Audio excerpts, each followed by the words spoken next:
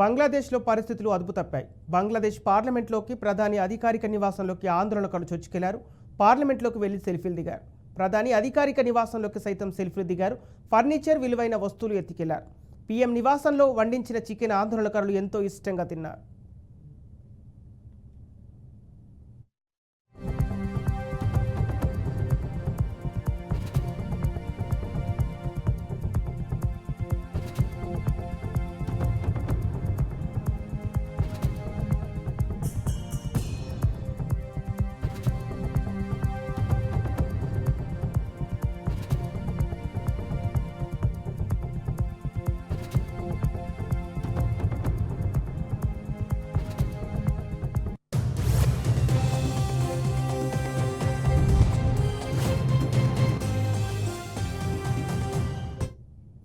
బంగ్లాదేశ్లో ఉద్రిక్తతలు హింసాత్మకంగా మారడంతో ఎయిర్ ఇండియా కీలక నిర్ణయం తీసుకుంది.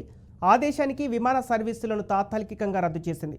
అదేవిధంగా భారత్ నుంచి బంగ్లాకు రైళ్ల సర్వీసులను రద్దు చేసినట్టు తెలుస్తోంది.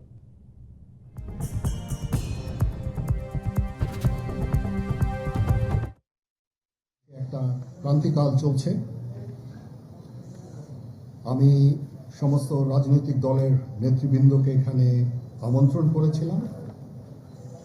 ওনারা এখানে এসেছেন। আমরা একটা সুন্দর আলোচনা করেছি। সেখানে আমরা সিদ্ধান্ত নিয়েছি যে একটা ইন্টারিম গভর্নমেন্ট আমরা ফর্ম করব এবং ইন্টারিম গভর্নমেন্টের মাধ্যমে এদেশের সমস্ত কার্যকলাপ চলবে।